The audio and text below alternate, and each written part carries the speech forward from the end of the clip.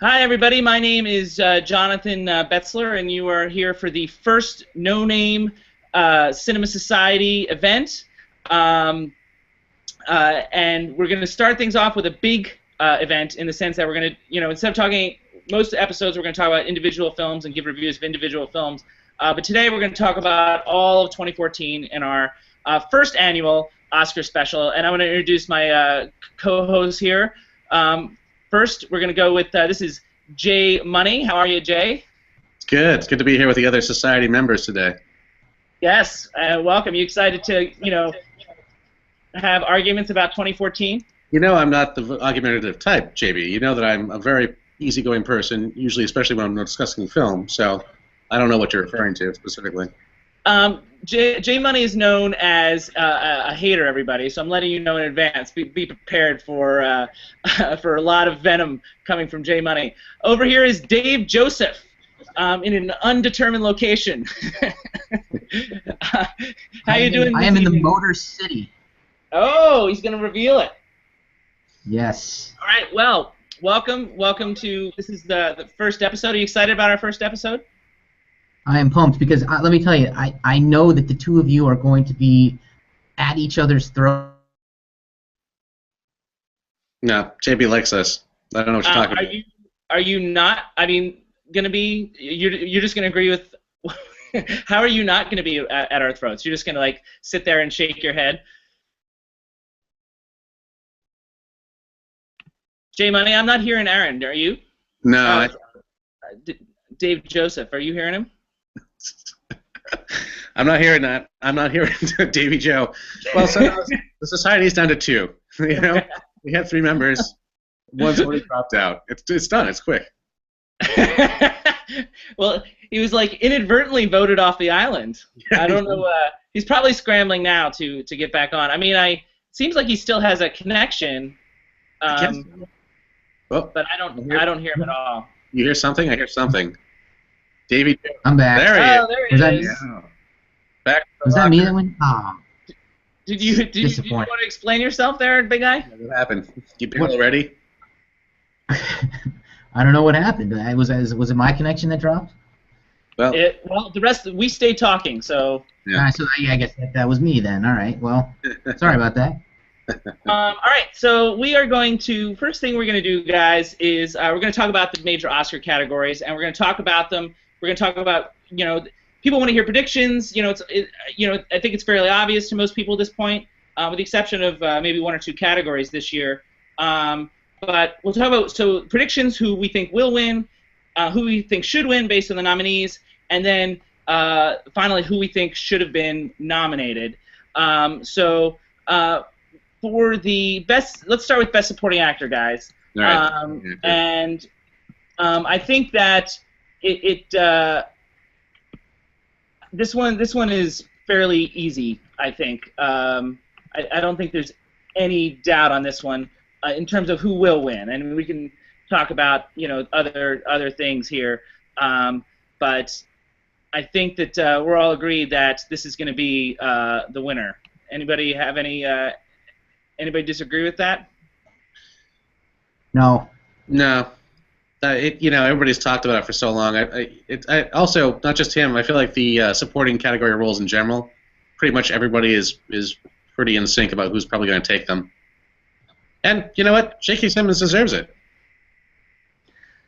Okay, well that leads us to the next discussion Not to jump again. Are you going to go on say that you think that J.K. Simmons should win then? I think that J.K. Simmons should win. I think that I think acknowledging any Oscar win means acknowledging the person's entire career, and I think that J.K. Simmons is definitely due. I will acknowledge the fact that I have not seen some of the other performances that are listed here, so I'm definitely at a loss from that point of view. But I almost bought Allstate Insurance. I loved Whiplash. There's a lot of reasons why I'm happy to see. It's State Farm Insurance. Oh no! Oh no! All right, I take it back. He doesn't deserve the Oscar. He did not clarify which insurance I should buy. Davy Joe, are you on the J.K. Simmons bandwagon? I'd be okay with Edward Norton also. I could accept that Ruffalo was good too, but Duvall was good. As long as it's not Ethan Hawke, I'll be all right. But J.K. Simmons definitely was the best. Yeah, I would. I'm going to echo Davy Joe there for a second and say that I think Edward Norton would have been my top pick if Simmons was not here. Edward Norton, what? I'm sorry. Would have been my top pick if J.K. wasn't in the running. Okay, so therefore he would be your second pick. He would be my second pick. Yeah. All right, so in the category of should win, I'm gonna bring out this guy. I don't know if you guys can see, and it's Well, Mark which one? Ruffalo, I think, Ruffalo is the performance that I think should win the award. I think it's, I mean, because for me, like J.K. Simmons, that is all about. That's all about it's a really good role. But it's a scenery-chewing role. And J.K. Simmons is a great actor. I mean, like I don't buy into this. Oscars are for a career thing. I mean, if I'm gonna vote, I'm gonna vote on what I think is the best performance in that particular year in that particular category. And I mean, I tend to gravitate towards the. Mark Ruffalo created this complete character in with a lot of detail and nuance. His choices were very, very subtle and I think powerful. The scene I think of most is his interview when he's doing have you guys both seen the film? Yeah. No, I haven't. I have to admit, I have not seen Foxcatcher. I know that's a major hole in this whole debate, but there's this one scene where he actually he's getting interviewed by John DuPont's video crew, and it's a very interesting scene. He doesn't know how to answer the questions, and in answering the questions, he's just sort of trying to figure out what he's actually doing as part of Foxcatcher, and what the ramifications are, and the realization sort of grows on his face. I mean, that to me is the kind of the kind of moments that make for an Oscar-winning performance, or what should be an Oscar-winning performance. Well, oh, sorry, Davey, Joe, you go first. Well, he definitely did a good job of sort of portraying this guy who's just like a really, really friendly, nice guy, but also is incredibly honest. And there was definitely some conflict there between what he wanted to say, what he felt was the truth. He didn't want to lie, but he also didn't want to say anything really mean about DuPont. So I think it was definitely he played that very well. I mean, I don't think he should win, but he played that very, very well. All right, cool, guys. I got some interesting news for you here. I'm shocked, but we have a viewer. Confirm. It's probably one of our mothers, but I can confirm that we do have. Why are you shocked? A full-on viewer. I think Davy Joe. I think we have lost Jay Money. Oh, there he is. Yeah. Okay. All right, so we're gonna move on to the supporting actress category, and once again, I feel like it's one of those categories. Now, I think the front runner is clear, and so you guys tell me if you disagree. I think this is what we're looking at for a front runner. Anybody have any disagreements with that? No. Not at all. Now, I will say before we get into the should wins that I do think that of all of the front runners, now I think when we get to Best Actor, we're going to talk about a real race. But of all the front runners, she is the most susceptible to an upset, and I say that for a number of reasons. One is Patricia Arquette has not been known to. Has not delivered a career of great performances. This goes to the J Money's theory. She's worked a lot, but I mean, it's not until recently that she's been considered, actually a good actor. I mean, for many years, her sister was considered a better actor. Also, the supporting actress category historically has been rife for potential upsets. Thinking of Marissa Tomei in '92, thinking of Juliette Binoche in '96 for The English Patient, Marcia Gay Harden coming out of nowhere in 2000 for Pollock, and also so if there is and also if there's a Birdman, if Birdman's momentum continues, Emma Stone could prove to be the surprise of the night. It's one of those things where I think if J.K. Simmons is 95% chance of winning, then Patricia Arquette is like 70. Still a really good chance and the likely winner. But I want to use this opportunity to just say that I think she's more susceptible. I also want to point out that we have lost our viewer. Why would you tell him that? Why would you say that? You scared away our viewer. You called him out or her, and automatically. Definitely her. All right, so Jay Money, why don't you start to tell us who you think will win? Who should win? I'm on board with Patricia Arquette. I understand what you're saying about her not really having the respected career that other people might have had. Again, I will admit that I'm at a loss for this category because I didn't see Wild, so there's some major gaps there. I didn't get a chance to see Into the Woods, more so out of principle because I don't believe it should be adapted to a film to begin with, but regardless, that's not an excuse. I thought that Patricia Arquette's performance was actually quite involved and touching. I think that Oscars love a sacrifice, and I think that Patricia Arquette did sacrifice for this film. And I think it's actually obvious when you see her on screen aging and also going through the motions of sort of just maturing, not only as an actor but as a human being, that there's something laid bare there that is, memorable and worthwhile.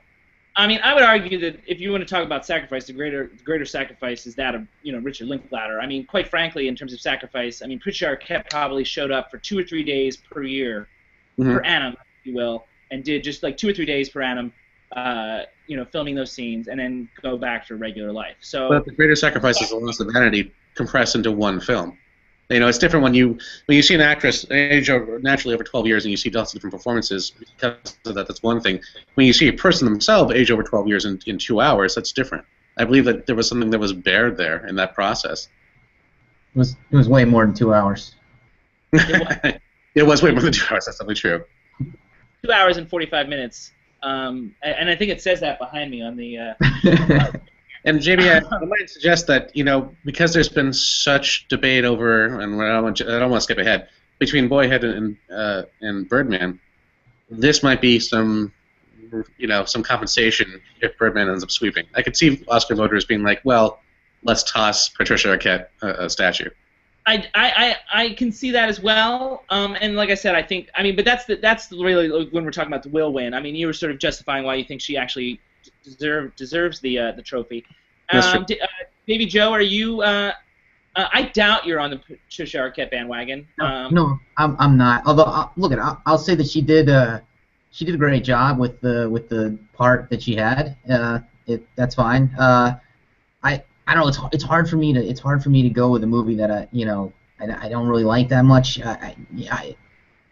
Emma Stone, give it to Emma Stone. Birdman's she was just amazing in that movie, and her interaction with Edward Norton was just. Was she really amazing, Sutton? I really thought she was. Why did you think she was amazing? Capital A, amazing. I thought the way that she the way that she worked with Edward Norton. I mean, you look at when he's talking and she's just looking at him. You can see how she's just kind of falling for him. She's always acting. She doesn't take a second off. If you go back they and watch never take seconds off in the middle. No, they do. I think they do. I think I'm telling you, when you watch just watch the movie again, and when other people are talking, pay attention to her. Watch what she's doing. She's amazing. It's all eyes. She does have the finest moment in the movie. Her monologue, which is I think around the end of Act 1, is her strongest moment and is one of the strongest moments in the movie. I think that I would definitely, I'm sort of I think Emma Stone is an outstanding actor overall, and I would rank her over Patricia Arquette, between the two. So sorry about that, J Money. I think that You're allowed to be wrong. but I mean, like, I'm not done yet. I do think that her, I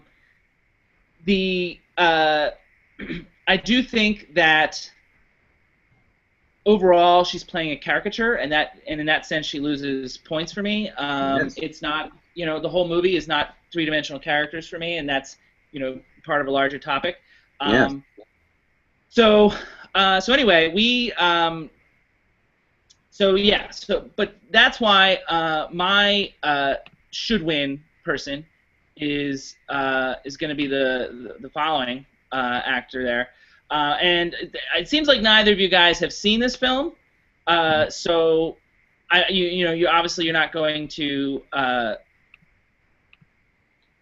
have much to say about it, but I just want to add that Laura Dern is joyous, she's lovely, and as the movie develops, it shows some, it reveals some layers to her character. I think that it is, it's a beautiful performance. And you talk about veterans that, like Laura Dern's somebody that has gotten previous Oscar nominations, right, and comes from, a family of Oscar nominees. So I think that in that sense that, it is a, but I mean that's not why I think she should win. I just think it's the best performance of the five. Very subtle and detailed. We talked a little bit about that when I talked about Mark Ruffalo. That's kind of stuff that I tend to gravitate to. So anyway, that's what I got on Laura Dern. I recommend you guys check out the film and let me know. I plan to, definitely. Yeah. Absolutely. Yeah. One thing that we forgot to do is this should have been nominated thing. So let's do that for the supporting actress, and then we'll backtrack to supporting actor. So what do you guys have some thoughts on that? Davey Joe, do you want to go first? Yeah, it's all you, man. Oh, well, thank you. I think it's interesting because there's been such a debate about the lack of diversity in the Oscars this year. And it's, Are you going with Ijogo? Are you going down the Ijogo route? No. Well, no. I think what I'm saying is I look back on everything that I managed to watch this year and realized that it was a really hard time for me to actually find other possible nominees just because there was a lack of roles that I found, throughout all the things that I saw. Supporting actress was especially hard just because there's not a lot of memorable small roles in a lot of things that I saw, at least. I pulled out of the hat Carrie Coon from Gone Girl because I just appreciated the way that she sort of tempered the rest of everything that was happening in that action in that movie. To me, it was like a point of sort of, not realism necessarily, but a point of cynical sort of resetting that the other characters were not, that they could use against them. So that worked out really well for me. Also, I just happen to like her quite a bit, so I'm probably a little bit biased about this situation. But for me, performance was kind of a really necessary part of Gone Girl that was not at all a large part of Gone Girl. So you're going to be surprised. Look at that, my friend. Hey, look at that. In complete agreement. Wow. That is the name that I had as well, and it's amazing to me. First of all, it's amazing to me that this film did not get more love overall. But I think it's a tremendous performance. It's actually everything. It does everything a supporting performance should do. I think it is. We talk about the detail. We talk about the. There's a lot of great performances in the movie, but hers in particular, I think, stood out. Even more so than Rosamund Pike, who did get a nomination. I think is the Gone Girl's only nomination. It might have got a score nomination as well. I'd have to double check that. But I think they got nominated for score this time around. It did or did not? Wait, was it Trent Reznor and Atticus? What's his face again? Oh, yes. I think it did. I think they both picked. Yeah, I think so. Yeah. I have a vague recollection of that. I haven't studied those categories as closely, but yeah, Carrie Coon. She is she's extremely believable, plausible, effective, interesting, and the whole range of emotions, and especially as the events of the film start to affect her, and she becomes, more in the public eye. Mm-hmm. Have you seen Gone Girl, Davey? Yes. Yes, I So have, and I'm in agreement with you. Here's the thing: I haven't seen either Wild or Into the Woods, so it's hard for me to say that other people should have been nominated. But I can't argue with anything that you said. That it was an amazing performance. Cool. Cool. All right, so let's go back to the supporting actor. Should have been nommed. I'm getting a little echo, guys, too, so you might want to be careful on your end. I don't know if that's just I don't know if you got something turned up too loud or. How's that? Yeah. All right. So, what do you guys have anything for supporting actor? Better. Should have been nominated. I'm gonna toss it back over to Davy Joe again first this time. Well, hopefully he has something to say this time. Oh, damn. I go with Nightcrawler. Paxton was amazing. Bill Paxton. Bill Paxton. Interesting. That is interesting. Do you want to justify that? I don't know. Maybe it's something that I like. I like actors with style, and I think that sometimes we get away from that.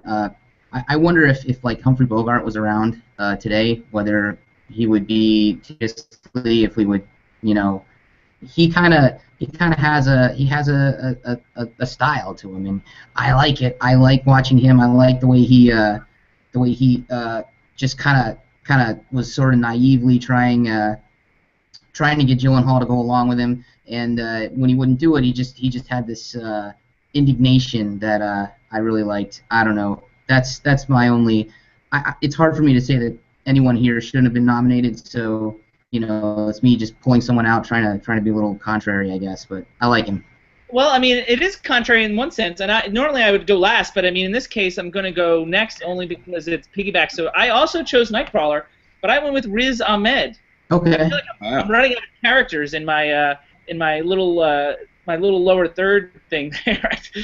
That isn't working out as well as I had hoped. So yeah, I mean, I also with Nightcrawler. I feel like Riz Ahmed's performance is so. I mean, like, he's doing so many detailed, nuanced things. I mean, in playing this character that doesn't seem so bright, and then starts to catch on very quickly. Complete lack of self-confidence.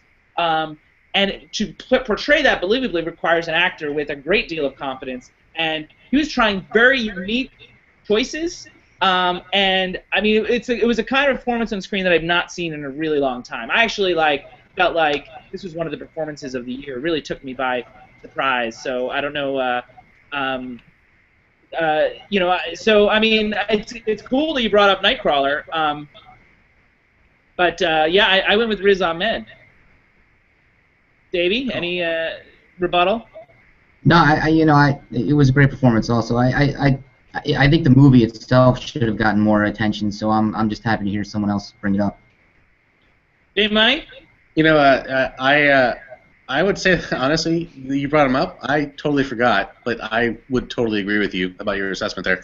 I had initially I was putting down John Lithgow for his slight turn in Interstellar because I really appreciated seeing him as the supportive older guy. You don't see him doing too much anymore, just in general. That's quiet but still weighty, and I feel like that's what he was doing best in that situation. It was a really slight situation. It wasn't like he was a large part of that and he didn't make or break the film. So, frankly, I think you're right. I think Riz Ahmed really should get more recognition for the role that you just mentioned. Yeah. It's funny because I actually totally with you. I mean, on my top 5 of supporting actor performances before the Oscars came out, I had listed Matt Damon down for Interstellar. I mean, John Lithgow's part is so small, and I tend to very small. I agree. I tend to discount performances that have that little screen time. I loved him and Kane together in a lot of ways. I feel like they were both kind of filling the same needs in that movie. Yeah, But I mean, I just felt like Matt Damon's time in that film is so. First of all, it's the most interesting part of the film to me. I know scientists disagree with that, but I also feel like it was among the more the choices he made and and this character that he created was among the more fleshed out characters. I mean, certainly you don't agree with the character's choices so much, but the acting choices to create that character I thought were really strong.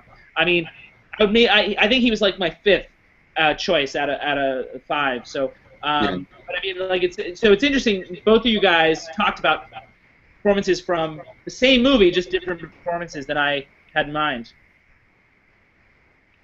So, you guys ready to move on? Yeah, let's move on. It's a long way All to right. the top here. Yeah, I know. I mean, it's going longer than I Yeah. would have thought. We gotta get going.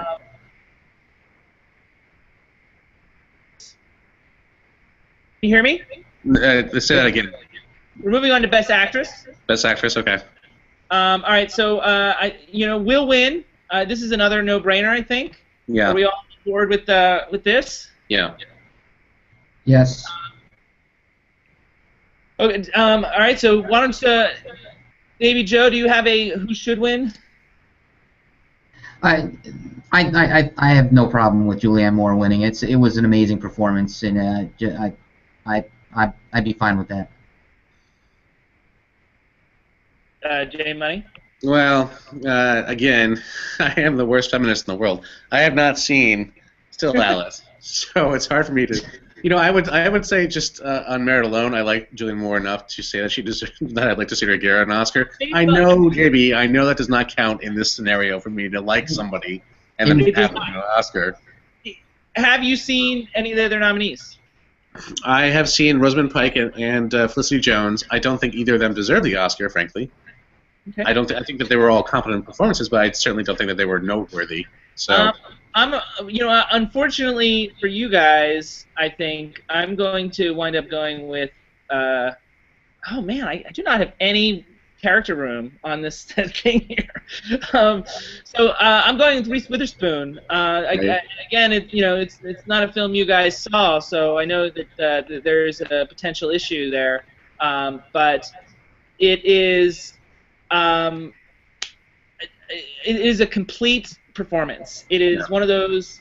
And the film has some flashbacks in it, so you see the character at her absolute lowest, and also the character at as she's trying to rebuild her life. I think that it is. It's totally whole, and it feels less to me. Oscar bait than Julianne Moore's performance. I mean, Sure. It just felt so overwrought to me. Yeah, but the worm gets the fish. I mean, it is what she did Oscar bait, and frankly, I've heard plenty of negative, criticism of the movie in general. But it's a boring Lifetime movie, and it's not. It's hard to reward that. Where I think Wild not only is some great performances, too. Now I've mentioned. It's actually a great film. It made my top 10. So what do you think the odds are that there'll be an upset in this category?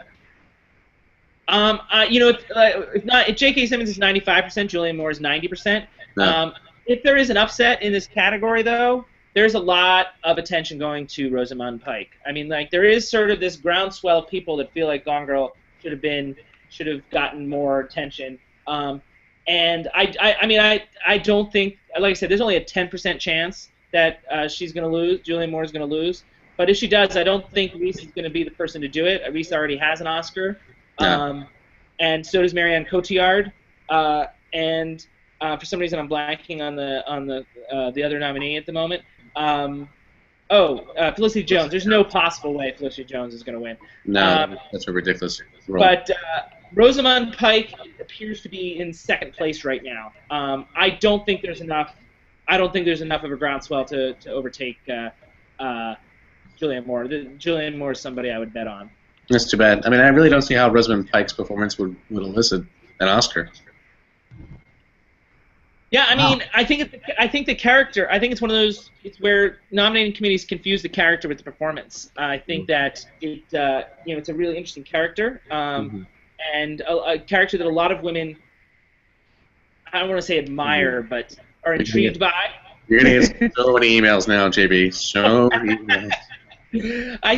I held back. I did not say admire. Didn't hell? You said women. As soon as you said so many women, you didn't have to say anything else. Now you're in trouble. All right, so David Joe, is there a performance in here that you feel like should have been nominated? Again, I didn't see two of the movies, so it's hard for me to say. Well, I mean, you saw other movies, so in theory, there are movies that you feel like that you felt like that maybe It's performances that you should have been you recognized. know, I don't have anything that really that sticks out to me.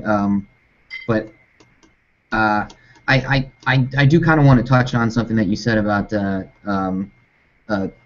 Julianne Moore and Still Alice, and I think that you're kind of right though. The movie itself could be a problem. It's not that great. The performance is amazing, but little things about the movie, the music that kind of keeps repeating, and it's definitely kind of like a Lifetime movie. If she loses, that's gonna be why. And I even thought Alec Baldwin was great, but the performances can only carry a movie so far. Yeah, that could hurt it. I agree with that. Jane Money, do you have a should have been nominated performance that you I want to talk do, about? I do. And this is maybe more of a personal fave. I think Tilda Swinton in Only Lovers Left Alive should have gotten, or at least some sort of nod. I honestly thought that she brought such a great quality to that kind of film, which is essentially, a genre film that's been sort of stylistically made to seem a little bit cooler than it actually is. Her character alone could have carried the entire. Sorry. We actually watched some clips from that film last night at our 2014 roundtable discussion. Have you seen it yet or no? Yeah, we saw the clips and it was interesting. I mean, like, Tilda Swinton's always good. She's always unique. Tilda is always very good. It's funny because I saw a lot of people say, "Oh, she should have gotten nominated for Snowpiercer." I think as supporting actress, and to me that was such a a ridiculously cartoonish, prop-built kind of role that I couldn't get on board with that.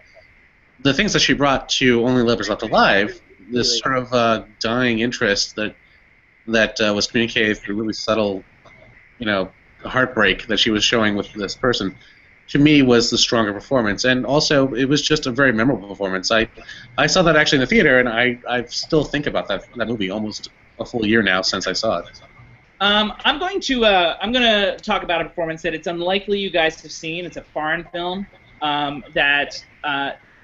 so I'm gonna performance. I mean, I think Reese Witherspoon is the best performance of the year, but I just want to share with you guys that maybe what I thought was the second best performance, and this is it's hard to see here, I suppose. This is Lisa Lovett Kongsley. So I mean that picture didn't turn out as great as I had hoped, but she's from a film called Force Majeure, a Swedish film. I really want to see that. I've heard so many good things about that movie. Yeah, and I mean her performance is powerful, and not in the kind of way that Julianne Moore's performance is powerful, like this sort of force powerful. It's a performance that sort of grows upon you as this character starts to, I don't want to say fall apart, that's even the wrong word, but I want to say like her rage starts to take over. The momentum of the performance increases as it goes on. It's a really, it's a great film and a very noteworthy performance that, if the Force Majeure itself had maybe come out even just a few weeks earlier, I think it would have been talked about a little more. When was its domestic release? I didn't even see it have a domestic release here. I don't even know. I saw it as part of the Spirit Award screening process, so but I know it did get a domestic release. I know because I know Mike Phillips, who's a friend of mine in New York, he saw it. I know you at least Money knows him. So it was in theaters at least in New York and Los Angeles. So that would leave Sutton out. I'm sorry, that would leave me out in the cold. So anyway, you got so far. You got so far. Actually, Jay Money did it first. I just want to make the point. That's true. I did slip up, Davy Joe. DJ. All right, so we're gonna move on to Best Actor, and this is a one where I don't know who's gonna win for sure. Yeah. Well, I think this can go. We talked about how the other categories are, like set, 90%, 95% towards the front runners. I think if there's a front runner, it's like they're like 46%, and the one behind them is 44%. wow. That's how close it is between main two guys, who of course is, Eddie Redmayne and Michael Keaton. I think we agree are the main contenders. Am I wrong? I would agree with that assessment. So if I had to bet, I would put my money on Redmayne as the winner, and mainly it's one thought is the sentiment towards Keaton is about his age and his veteran quality, which is certainly of value. But I mean, like, another thing that these people tend to look for is degree of difficulty, and certainly, Redmayne had that, and there's a long history of handicapped, actors portraying handicapped people winning Oscars, or being nominated for Oscars. It's a very long list. Yes. And I think that the other issue is just like the plain facts that are in sight. Michael Keaton has yet to beat Eddie Redmayne head to head in any category. Eddie Redmayne has won all the precursor awards. The one award that Michael Keaton did win was the Golden Globe when they separated him into the comedy category, and so they both won Golden Globes. Eddie Redmayne drama, Michael Keaton comedy. So, but when they went head to head, Eddie Redmayne's won each time. So simply by looking at the precursor awards, and winning the SAG award in particular is the most noteworthy, because remember, a good 75% of the Academy are the actors. Yeah. And so those are the same people voting for the SAG awards, and as a result, I think that I mean, they very rarely are off base. So, do either you guys think that Michael Keaton's gonna pull it off? I mean, it's very possible, very possible. I don't. You think Redmayne's gonna do it? I think it's in the bag. I don't think it's as close as you're saying. I think he's got it. Okay. I don't know that he should, but I think he's got it. Yeah, I guess I feel like it's the same situation what we're talking about here. It's it's funny because in a list of performances that are basically based on people that are flawed in some capacity, Redmayne's is like the most flawed. Sorry? I'm sorry. I mean, you're saying the performances are flawed, or the? No, I'm sorry. The characters that they're basing the performances on are flawed. Those are the richest characters. Well, yes, but I'm saying of those characters, Redmayne is the most, so it's the most obvious, and to me, that's the most Oscar baity. I mean, it's funny. I mean, everybody here had some sort of prosthetic or some sort of weird tick, for the most part. Bradley Cooper had his crazy Texas drawl.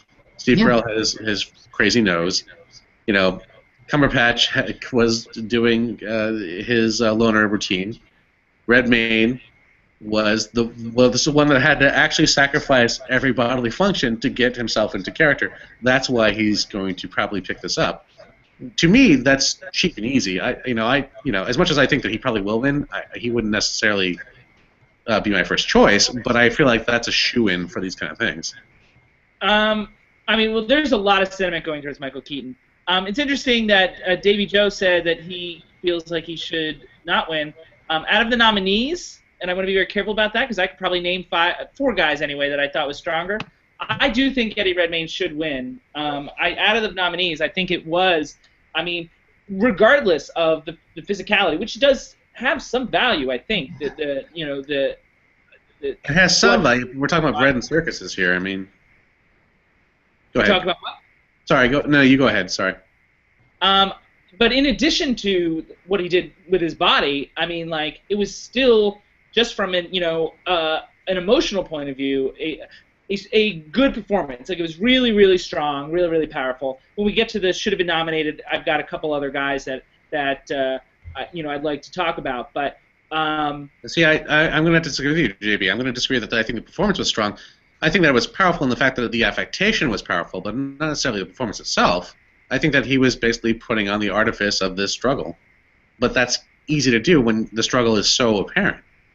You know, what did Eddie Redmayne specifically bring to this character? I'm not really sure.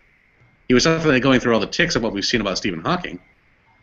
I mean, like there's also a lot of emotion and you know, all the self-doubt that the character goes through, and all of That's a slight tick of the eyes and a swelling of the music in the background. I don't see what Eddie Redmayne specifically brought to that category.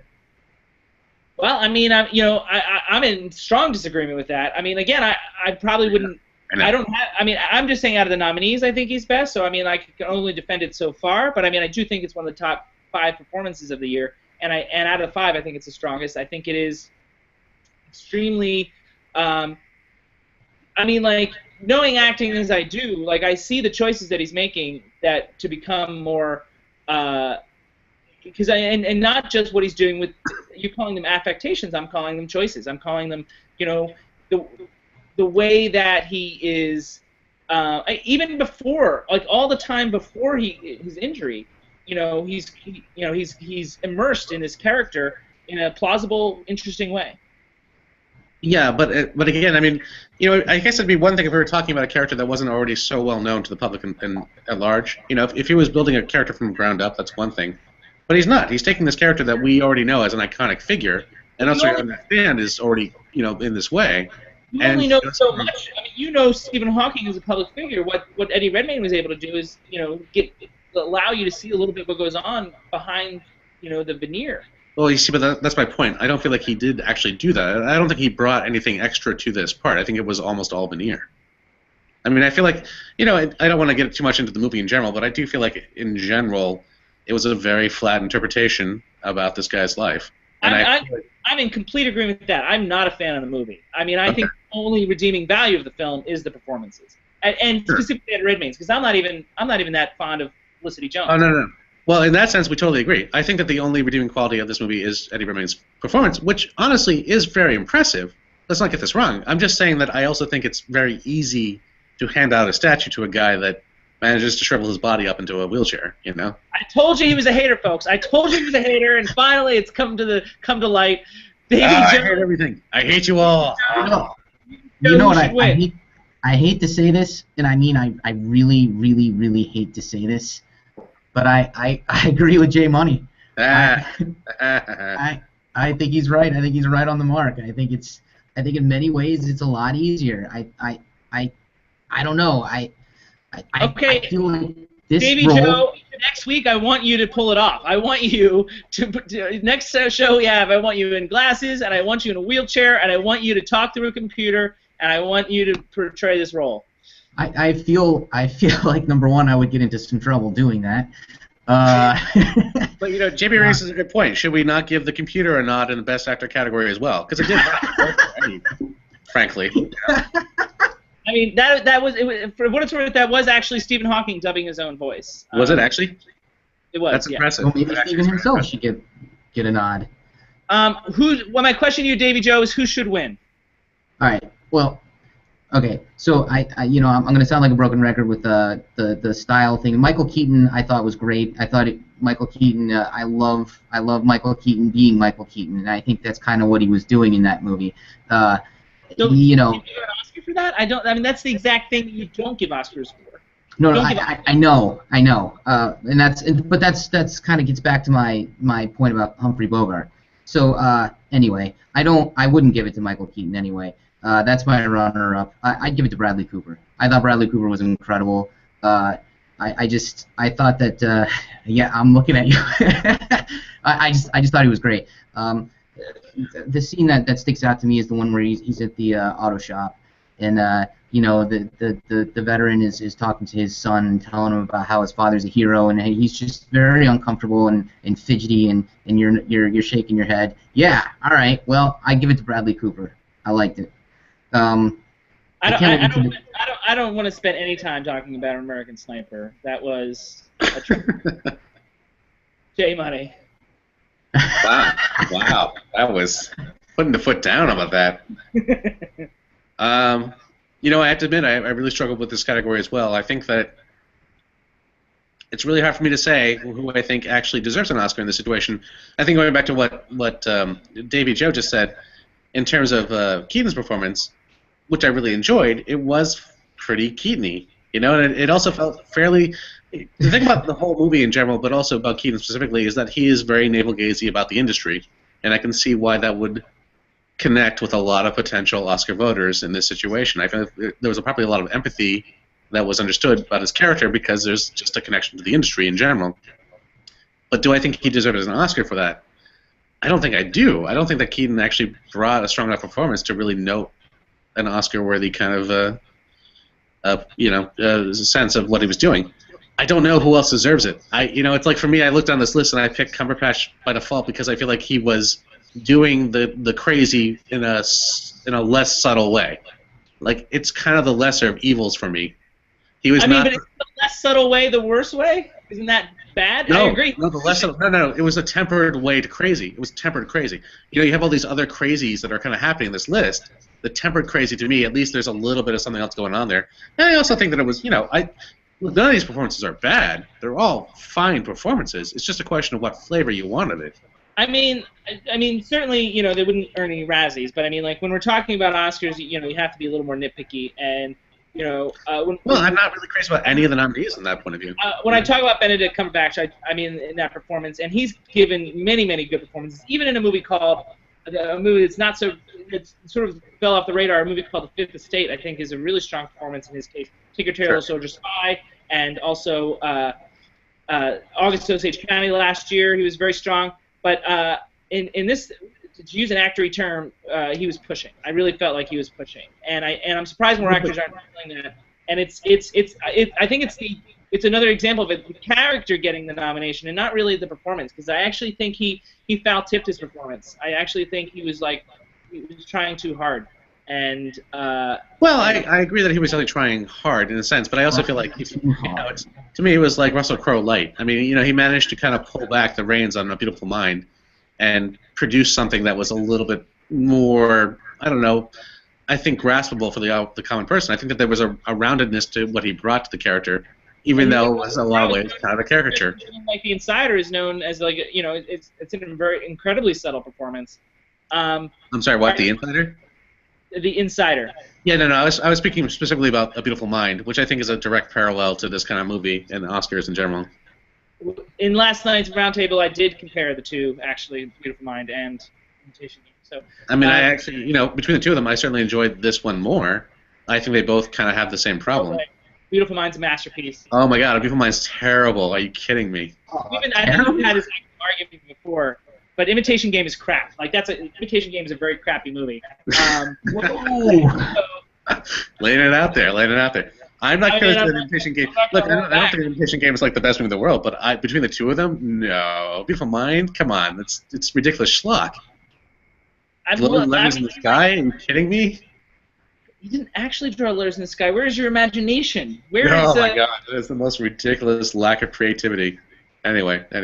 No, I mean, I have the complete opposite reaction to that. All right, so let's talk about who. I mean, like none of you guys are too fired up about the 5 nominees. Who should have been nominated? David, Joe. Everyone's going to say Gyllenhaal. Nightcrawler. He was great. And, it was an amazing performance in a movie that's been completely overlooked, and it's a shame. It did get a screenplay nomination. Whatever. Yeah. It's not one of the ones we're talking about. Yes. So, Jay, do you have a? Yeah, I would echo the same idea about Gyllenhaal. I really enjoyed this performance. I would also say Dave Oyelowo, whose name I always screw up, but the guy, I honestly thought his performance was fantastic. I would definitely put David Oyelowo ahead of those other guys. Ahead of all 5 of the guys that were nominated, I would put David. I would definitely do the same thing. Yeah, I don't argue with that. But my best performance of the year, my best male performance, is Jude Law in a very underseen movie that I'm going to hopefully try and get the still of up here for you guys. And it's called Dom Hemingway. Dom Hemingway, yes. Have you seen it, J Money? No, I really wanted to. I think it's actually on my list of downloads here. Yeah, so Dom Hemingway, I think, is I mean, it's a little C movie, and it's not an awesome movie. It didn't make, probably wouldn't make my top 20. It was interesting, but it wasn't awesome. And I think that but performance-wise, like, it's a tour de force for Jude Law. Yeah.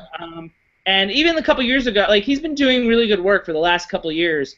Even a couple years ago, he did Anna Karenina, another not so great movie, but he really shined in it. And even was it 4 years ago now that Contagion came out, and he stood out in that as well. Yeah. So yeah, I'm with Jude Law on this one. That's fair. I mean, I feel like that movie came out in the spring, right? Yeah, April. I just feel like it got forgotten. That's really what it comes down to me. You know? Well, I mean, Grand Budapest Hotel came out in March, so it's not possible. True. All right, so let's start talking about Best Picture here, because this is where things are going to get the most dicey. And this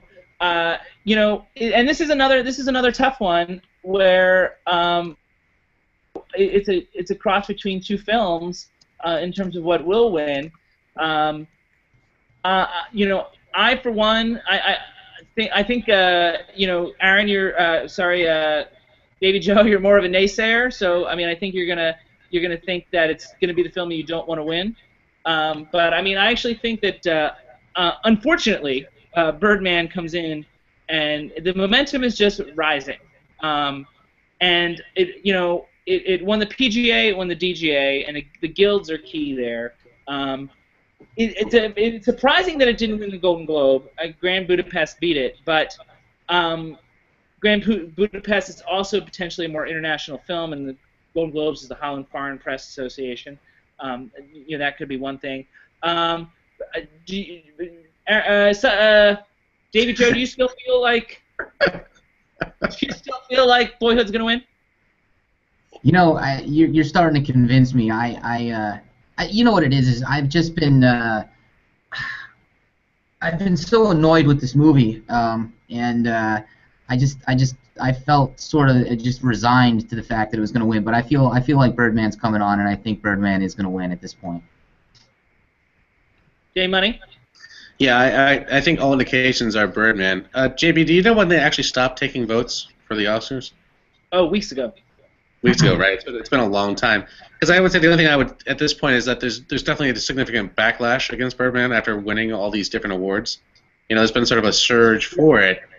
Certainly, if Facebook were any indicator, it would appear that would be the case. Because I mean, I've been seeing a lot of anti-Birdman rhetoric on Facebook. Only because it swept so many other awards. I mean, it's hard to say which. Look, hey, they're all good movies for the most part, frankly. But it seems to me the ground is for Birdman. So how do you guys feel about that in terms of should it win? Ooh, I think we just lose J-Money. I guess we did, yeah. All right. Well, was it something I said? I'll answer your question. Yes, it should win. It was the best movie. Just the way the one shot thing. Maybe I'm a mark for that. Edward Norton was amazing. It's a gimmick. It is not. There's nothing about the film or the story that requires it be told in one shot. Like something like Rope, where the tension of the mystery, the one shot gimmick, fuels the narrative. This is just style over substance, and it's not even like three-dimensional characters. There's caricatures. It's an allegory, and therefore, I don't feel that emotional engagement. I think the caricature point is valid. I like that. Like I said, I'm a mark for style. But you're right. It's absolutely the whole point of the movie. So the performances are great. If you're looking at the whole movie as a sort of a Scorsese rip-off, one long shot, I can see how it can kind of take you out of it. But there were so many times when I was like, I'm not even sure how he did that. I love that. And you can, I think you can take the other side and say that it's a distraction. I understand that. That is the side I take. I mean, because it takes me out of the process. I mean, because I mean, I think it's maybe the hippest movie, and maybe that's what it's gaining fans for. I think people think it's cool because it's different, but I don't think it's lasting. I don't think it has the sort of thing that that makes it last for the test of time. I'm getting texts from Jay Money saying that he's apologizing, and he says he's working on it. I got an email as well. So we're just going to keep going and talk between the two of us here. I don't think it's going to surprise you to learn that this is what I think should win. And I mean, out of my top 10, I mean, I would probably put Boyhood fourth. So I mean, like, I feel like there are plenty of films that are stronger than Boyhood. But out of the 8 nominees, I mean, there's several nominees on that list that I just didn't even like at all. Jay Money wants us to stall for time. I'm not sure how we do that. Oh yeah, we can do that. We can do that. We can stall for time here. We've got a viewer though. I don't want to make our viewer feel like that we're not pushing forward. So here's all right, since we got to waste some time, let me ask you. You just used the word gimmick to describe Birdman. Yeah. But Boyhood. Okay, I mean that's a fair point, but I mean, like, I can understand that, but I don't look at Boyhood as much of a gimmick as I do an experiment. I think it was I think it's actually, and it's also like it's grounded in real emotion. I mean, do you know the Michael Apted documentary series 7 Up, 14 Up, 21 Up? Do you know what I'm talking about? Yes. So, I mean, those are great documentaries. Do they feel like gimmicky, or do they just feel interesting? No, but they're documentaries, and I think it's a complete. I don't even like the comparison. I just. All right. Well, I mean, like, it's a similar idea. If we're going to talk about a gimmick, situation. I mean, it's a similar. It's a similar idea. I think. Yeah, go ahead. No. I can see how it feels like a gimmick, or it can be construed as a gimmick. I think that Linkletter nailed it. I think he did absolutely everything that he wanted to do. I think it was. I don't look at my problem with the movie is that it's boring and that nothing happens, and it's just completely uninteresting to me. I also feel like it's kind of manipulative and kind of goes for sort of the cheap, the alcoholic father, the teenage romance falling apart. It's just sort of cheap. I don't know. I didn't like it. The script is nothing special. I mean, the kids. How could it be that great? Look, I understand that it took a lot to do this, and it's a pretty amazing thing that he did. But it would also, I mean, the next movie he could make Standing on His Head, and that would be amazing too. It wouldn't make the movie interesting. I think that if you're all those arguments against Birdman, I mean, from a gimmick point of view, I mean, like. But Birdman's an interesting movie. There's a good script. There's things happen. But they're not people. They're not. There's no emotional engagement. People think it's like funny things happen, quirky things happen, but that doesn't make it three-dimensional or affecting at all. And I think that's what the difference is for Boyhood to me. I mean, Boyhood was more interesting to me. I mean, I wasn't bored. I was actually fascinated because I was living with this boy, and I enjoyed going on that journey, and it was beautiful. I thought it was gorgeous, and it encapsulated so much about our. And I don't think it's just about boyhood. I mean, it's about childhood, and I think that, and growing up, and the nature of it, and it's, you hear there's, as far as coming of age movies go, this one is a whole new look at it, and I think it is, it's powerful in that regard. I mean, like, and to say it's about nothing, I think is short-sighted on some. Well, no, I think it's an artistic expression of coming of age and of the passage of time, and I think that perhaps a different medium would be better. Photography, something along those lines, something that doesn't eat up 2 hours and 45 minutes. This was a sentence. This thing. I mean, it was just. It was hard. It was hard to get through, and man, it was for me. I look at. God bless him. He did exactly what he wanted to do. I don't know. I listened to his interview on Mark Maron's podcast, and he talked about the scene where the kids they're like throwing the saws, and he could see that the people in the theater were getting tensed up, and they think, oh, and he thought, oh my God, they think something's gonna happen. I'm like, yeah, they do, because it's a movie. Like, things are supposed to happen in a movie. Man. Things do happen, but I mean, I No. think the difference is they don't happen in the way that you're used to. I mean, they don't. It's not about. I mean, movies do not need to, like, you know, they can be real. They can be honest, you know, and they can just reflect actual real life and not, you know, feel the need to, you know, add quirk unnecessarily or make things overly you know, stylistic just because it's a movie. I mean, like, it can just reflect living and the problems that we run into in everyday life. I mean, that's sort of like what we try to accomplish with our web series. I don't know if you saw it, but it's a web series called Intersection. We really just try to reflect real life and the way people live over a 2-month period. Now, things happen, but the things that happen to you and me and Jay Money, like, those are the things that happen to these characters. And, you know, all those things that he experienced in Boyhood, you know, are things that we experienced, we went through, and I think they were identifiable in that regard. And just because there was nothing blowing anything up or nobody, like, you know, Blow anything up.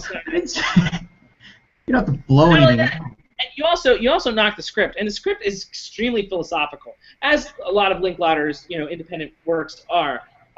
I mean, like, it's, you know, it's an extremely thoughtful script. And I mean, and, you know, we talk about degree of difficulty, and that's where Boyhood and Birdman, I guess, both get points. But I mean, Birdman's accomplishment is in cinematography, not in writing, and I'm not even sure in performance, because I don't think that they're building three-dimensional characters. And you know, whereas Boyhood is an achievement of writing and direction. Oh, I'll give you direction. Writing, no way, no way. I think you're saying that, Davey, just because it doesn't have any, like, zingers. I mean, like, I think you're also misconstruing. I think you're misconstruing the idea of writing as dialogue. Snappy dialogue equals good writing, and I don't think that's plot. Or is it plot? There's no plot to the movie.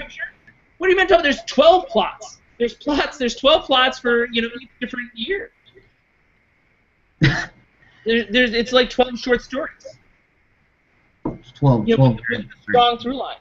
Oh, he's back. He's back. Came just in time. You came just in time. We had the inevitable.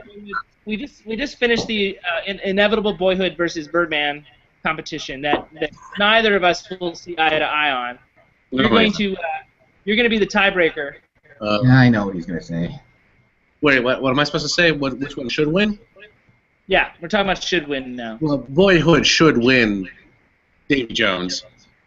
Boyhood should win. It's beyond the fact that, look, you can think whatever you want about the movie. The project as a film is incredibly noteworthy and incredibly important in terms of just the history of film as a whole.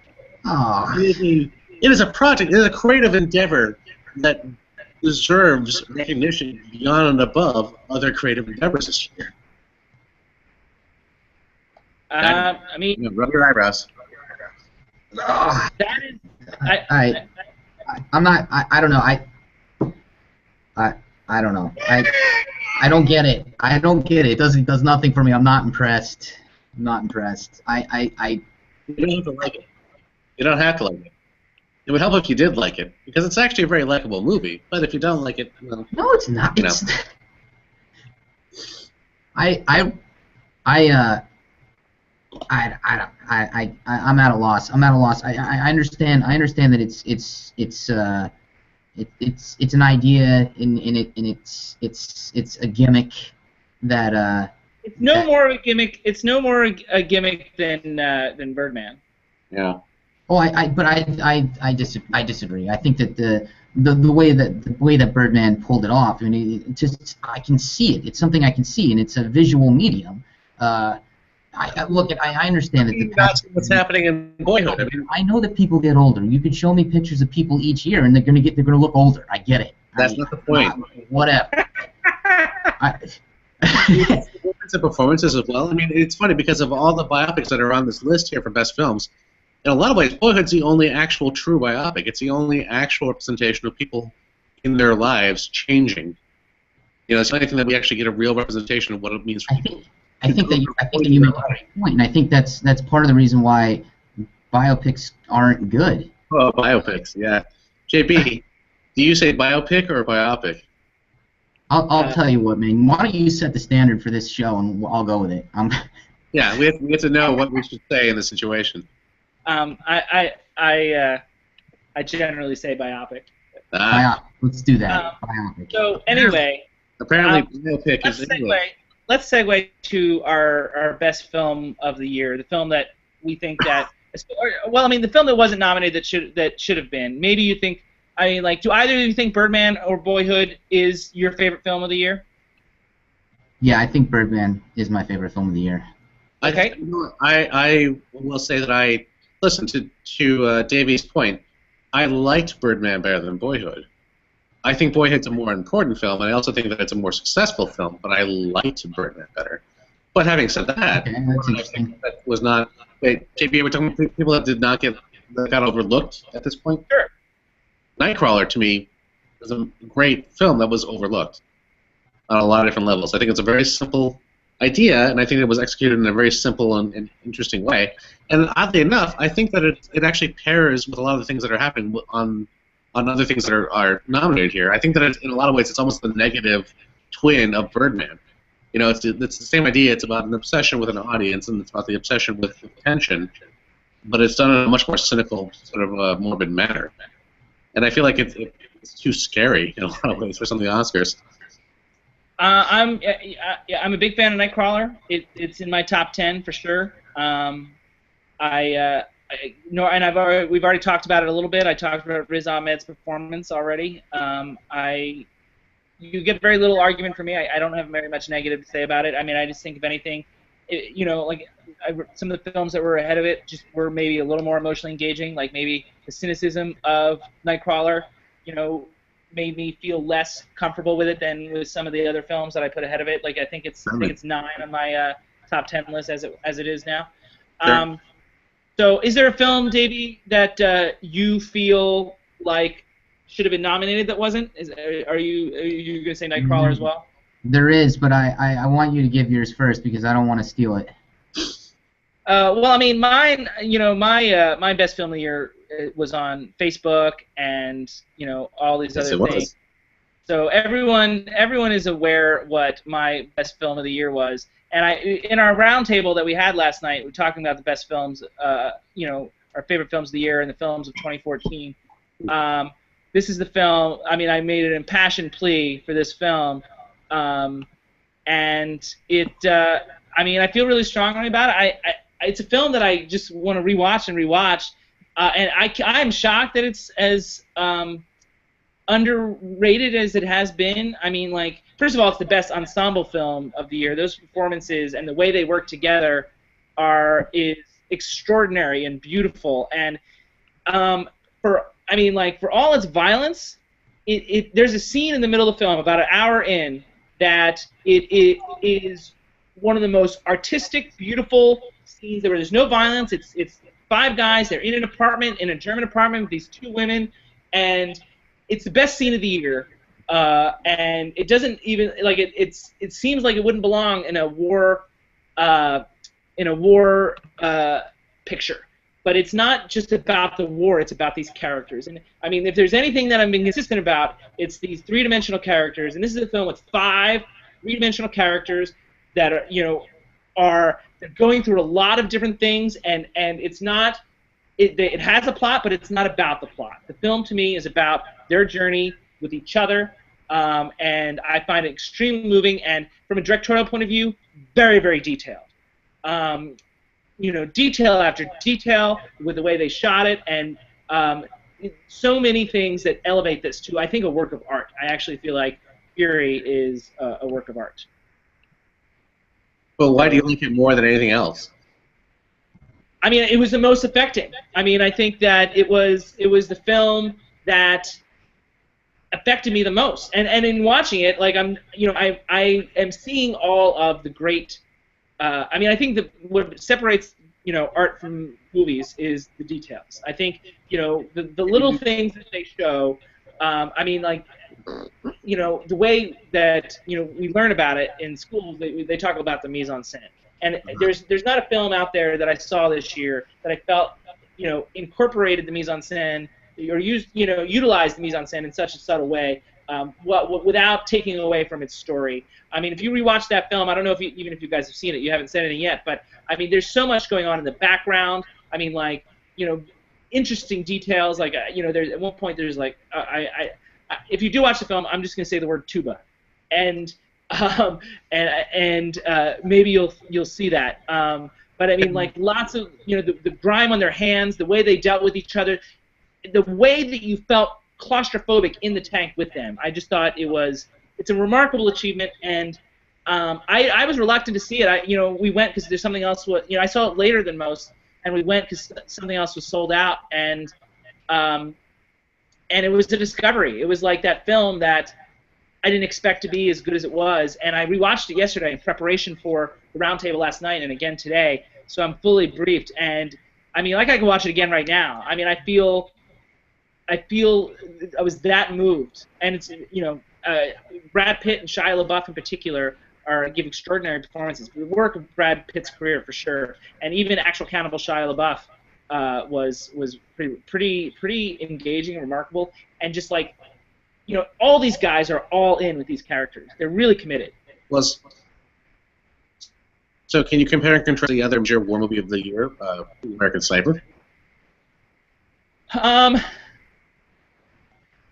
Not really. I mean, American Sniper, I felt like, as almost all of Clint Eastwood's films since Perfect World in 1993, they tend to veer towards the overly sentimental, and in a way that's disingenuous. And I feel that way about Mystic River. I feel that way about Million Dollar Baby. I mean, they're just too much. And whereas, like, given in A Perfect World, I feel like we're a little more hard-edged and felt a little more honest and grounded. Just in terms of these two things as being essentially genre picks, as essentially wartime movies, how do they stack up against each other? That's hard to say because I mean, like, I feel like American Sniper is more about I mean, like, the wars are so different. In particular, I mean, like, I don't feel like, I mean, because at World War II, there was very little. I mean, like, they both have graphic scenes of violence about the horror of war, but the war in Iraq was, I mean, like, there was very little dissension as far as World War II is concerned. So I mean, like, politically speaking, no, I feel like they're both violent, but I found. I mean, like, the only thing I can really say is I found that the veering towards sentimentality in American Sniper, and also, I mean, this is nothing to do with like the similarities of the film, but I just felt like the film also rushed along its narrative. I mean, like, the scenes were choppy. Like, I felt like he got. I didn't feel connected to the characters at all, and. I think the script was terrible. I actually had read the script in advance of the movie, like about 6 to 8 months ago. So I was not. My expectations were lower, and it was even lower than that. With the film. I mean, I just think if I had to compare, I don't think there's a lot thematically compare aside from the violence. I would just basically say that Fury is executed better. All right, fair enough. I mean, so. Davey, you wanted me to go first, so I don't know if. Yeah, well, because I I saw that you had Fury #1, and I was I was like, he's lost his mind. But I hadn't seen it, and then I saw it, and it's an amazing film. It should be nominated for Best Picture. It is that good. And I kind of wussed out because I was actually kind of thinking Brad Pitt would be someone who was overlooked for a nomination for Best Actor. But again, it's a style. It's a style role. I mean, the way he smokes a cigarette, the way he just. But the moments that make his performance great, I think, are the moments like when he, like after he gives an order and he goes, and he does something that's harsh, and something that he knows he needs to do. As a leader, he's making these decisions that are harsh and seem crass and seem heartless. And he'll go around a tank and have a moment to himself, and he'll just kneel down and try and breathe and collect himself away from everyone else.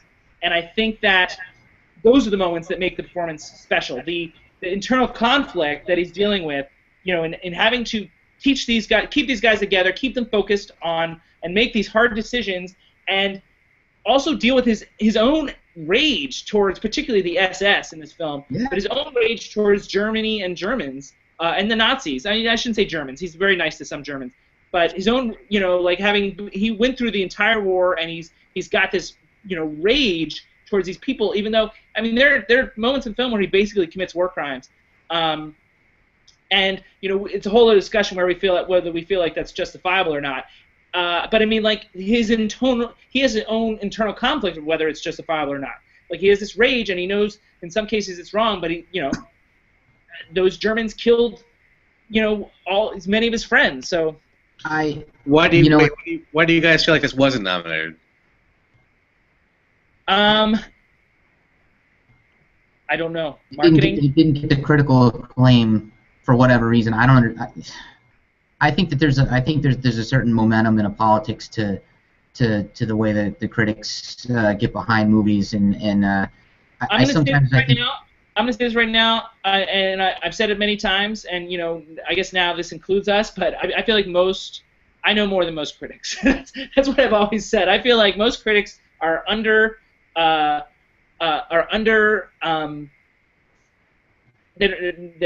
don't have a lot of knowledge actually about actual structure and storytelling, and furthermore, a lot of them have agendas, specifically political agendas, and they will rate a movie based more on how it's relevant to modern times somehow, or what it says, politically, particularly if it's left-leaning, instead of actual how the story is structured and how impactful it is, and actually how a movie is made.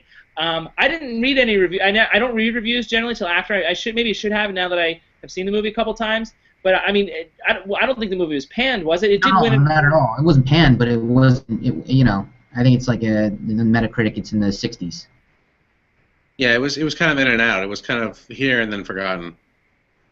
I mean, it was number one at the box office for a couple different weeks. So yeah. It was a mild hit. I think. I mean, and also let's not forget the Sony hack, because it is a Sony film, and that in of itself could have, interrupted their awards campaign momentum. J Money, you haven't said anything about Fury. I haven't seen Fury. Oh. Your comment on my Facebook post the other day felt very judgmental. It was very judgmental. It was very judgmental. Yes. But how can you be judgmental without having seen it? Because I feel like the star of that show, the movie was a tank. You know what? Honestly, I will go watch it. I'll watch it tonight. In fact, I have it ready to watch. I just haven't watched it yet. You should watch it. How did you have it? Illegally, like all my movies. Why do we? Well. Great job. I'm glad you're hiding your real identity there, J Money. I mean, you'll be pretty easy to find through me. But anyway, okay. Well, guys, let's. So that's our Oscar preview. A couple things that one of the things that we're going to do each week is do a little classic movie talk. A segment each week where we talk about a classic film. And I think that. One of the things we did this week as part of our Oscar, Oscar week celebration is we have this theater here called the New Beverly Theater, owned by Quentin Tarantino. New Beverly Cinema is the actual name of it, owned by Quentin Tarantino. And we went on Monday night. A group of us went out to see a double feature of The Breakfast Club and Vision Quest, which I mean, it was a pretty special night. Especially Candace Cameron was in the audience. For those of you that remember Full House, Wow. it was a very cool night. I mean, and there's something about seeing these films in the theater. I had never seen Vision Quest before. Have you guys seen Vision Quest? No, I still haven't seen Vision Quest. I don't remember a whole lot of it, but yeah, I've seen it. I'd never seen. It's extremely interesting. I mean, it's no Breakfast Club, obviously, but the soundtrack is incredible. Yeah. Vision. Madonna has a cameo, and it's a very interesting movie and certainly worthwhile. The other thing that we tend to do, and I'm going to talk about with these guys on time to time, is I run these class movie screenings, and we frequently compare movies together in these bracket-like things. Jonathan's been to many of them in the past. I'll hold up an example here. This is like an example of one of our brackets. This is the 60s bracket. And the Breakfast Club went head-to-head with not the Vision Quest, but in the Hollywood Reporter bracket, which is the Hollywood Reporter recently did a list of their top 100 films of all time, and the top 64 made it to one of these brackets. And in that bracket, the Breakfast Club went head-to-head in a first-round matchup with When Harry Met Sally. Oof. So, before I tell you the winner, based on the people that voted in Los Angeles, I wanted to see if you guys had some opinions on that. Davy Joe. What? You faded out there for a second. What was the question? Breakfast Club versus When Harry Met Sally. Oh, Breakfast Club. Breakfast Club. Why? Yeah, Explain why. Show you your work. Either of these movies probably in 5-10 years. It's probably because it sticks with me better. That's a terrible answer, but it's all I got. Not a bad answer. Not a bad answer. J-Money? I'm thinking about this. I feel like Breakfast Club is more seminal for people in the sense that they all seem to watch it at a very seminal point in their life. So it has more, I think, effect in a lot of ways. But at the same time, I think that When Harry Met Sally is a much more endearing movie, which will probably survive longer because of that. There's a sweetness to it that translates across generations in a way that The Breakfast Club doesn't. The Breakfast Club is really much about a certain time and a place in your life.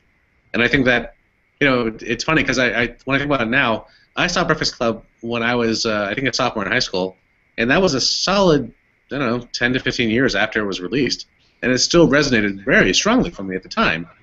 But I also think that it's because it was at that time. If I saw When Harry Met Sally now, it would resonate for me as well, but I also feel like it would resonate for me in the future, much more so than The Breakfast Club, which, to me, will always be solidly placed in a very specific time frame. I feel like I need to see these movies again. Maybe I can give you a better answer next time. All right. Well, if you watch them both before next time, then yeah, I would definitely be curious to see if your opinion changes. But I also feel like actually, I mean, did you give an opinion? Me? Yeah. Was your eventual answer? I think my eventual answer is that I think that When Harry Met Sally has longevity on The Breakfast Club, but I think that The Breakfast Club was more. What do you prefer? Which film do you prefer? Which one do I prefer? They're so similar to me in a lot of ways. It's really hard to put them apart. Similar. Yeah, they're very similar in a lot of ways. I mean, they're both very much about specific kind of relationships you make at certain times in your lives. I guess I feel like I think that between the two, if it was on TV, I would probably watch The Breakfast Club first. If I was just like flipping around on a Saturday morning or afternoon and it was on TV, then I'd be like, yeah, I'll watch this again. Because it's easier to digest as well in a lot of ways. Yeah, I mean, I think it's a tough call. The winner was the Breakfast Club. Did win between the two in the votes. By 2 votes. I think it's a tough call, and it was. I went back and forth with myself. I think I would veer towards Breakfast Club ever so slightly. Yeah. Because I mean, and part of it is just having watched it, just the other night too. It was extremely, especially in that group setting in a theater, it was extremely powerful and really Just worthwhile. the fact that it's like basically a bottle episode for me that stands stronger ultimately. It's I guess because it feels very stage ready. Also, I mean, there's so much of it that seems like it will. There has been many theater adaptations, but it still resonates as cinematic. Yeah. They're both really strong, but it was fun to talk about and compare the two. Yeah. So the last thing we're gonna do is something we're gonna do like the indie spotlight. So I'm gonna talk about a film here that maybe these guys have seen, maybe they haven't. It's a film that was made for under $500,000. Oh, did I lose somebody there? Yeah, there he is. So it's a film called. Let's see if I can get the image up here for you guys. It's a film called Blue Ruin. Ah, I know Blue Ruin. Have you seen it? Yeah, in fact, we didn't get a chance to talk about this, but he would have been my director pick for should have been nominated. Oh, really? As opposed to picture. We didn't talk about directors because I assumed that they would go hand in hand. Sure. Blue Ruin was probably one of my favorite movies from last year. Okay, well there you go. So you have seen it. I'm having trouble getting the picture up, but what about you, Dave? Have you seen it? I have not seen it. I will watch it. Check it out, Davey. I think you'd like it. Okay. Yeah, I can't get the photo up for some reason. I'm having some struggles. All right, but I think we're pretty much done here, guys. No Names Cinema Society's first episode. Yeah. Any closing thoughts? This was way too long. It's going to be long because it's really figure out a way to edit this down. About 1,000 movies, so it won't be this bad in the future. Speaking of which, JB, do you want to talk about what we're going to watch next? Yeah, I was going to do that. I wanted to see if you guys had any closing thoughts about 2014, but we did talk about Blue Ruin, so that's good. We got that in there. All right. Davey, do you want to go first? Yeah, I mean, I think so. Going forward, we're just going to talk about one film at a time. So these will hopefully be 5 to 10 minutes tops. So the next film that we're going to talk about is we're going to do Focus, which opens on the 27th. So look for us to come back to you around that weekend, maybe the 28th, March 1st or 2nd. We'll try and do another one of these, and we're going to specifically talk about the film Focus. We might also do another classic. Talk about some classic films here and there. So that's it, guys. You want to say goodnight? Hey, goodnight, Society members. Hey, viewer, thank you for watching. Yeah. How long did we have a viewer for? Was it like 30 seconds?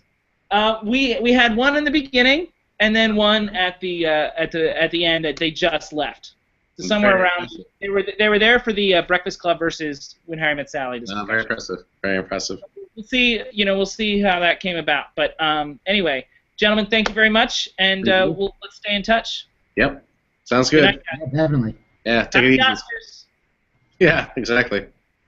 Oh, one thing I didn't tell you guys. I don't know if I told you, but are you guys familiar with my annual Oscar movie marathon? Yes. So maybe. What's that? Tell us about it. One thing. This is the endless broadcast, but since it's tomorrow. Well, it's the Oscars. It's Oscar week. We had so much to talk about. It's like a special episode. But every year, this is the 18th year we've done it. No, that's not true. It's the 16th year we've done it. We screen 5 Oscar winning or nominated films in the course of one day. The day before the Oscars, which is tomorrow, February 21st, we're going to screen 5 classic films, one from 5 years ago, 10 years ago, 25 years ago, 50 years ago, and 75 years ago. So we start at 7 a.m. Pacific time. We're going to start with Best Actor winning film from 2009. Jeff Bridges' performance in Crazy Heart is our 7 a.m. film. 10 a.m. film is the Best Screenplay winner and also my favorite film of the 2000s, and that is Eternal Sunshine of the Spotless Mind is our 10 a.m. film. Yep. At 1 p.m. we're going to throw a curveball and show a kids film, one of those unexpected choices. We're going to try and show Honey, I Shrunk the Kids at 1 p.m., which is celebrating its 25th anniversary. At 4 p.m., we're going to show a film celebrating its 50th anniversary from 1964, the film with Peter O'Toole and Richard Burton called Beckett. And from 1939, generally considered the greatest year in the history of cinema, we're going to celebrate the 75th anniversary of Stagecoach, directed by John Ford. And those are going to be our 5 films. And so if you guys have the inclination, maybe those are the classic films that we could talk about in the next broadcast. Okay. Okay. Sounds All good. Right. Enjoy your evenings and Oscar weekend. Do you guys have big plans for the Oscars? Yeah, I'm going to be watching wrestling. I will be drunk in front of the Oscar performances. Pretty big. Okay. All right, guys. Good night. Thank you very much, and take care. Good I'll episode. see you guys later. Good luck. Bye, Davey.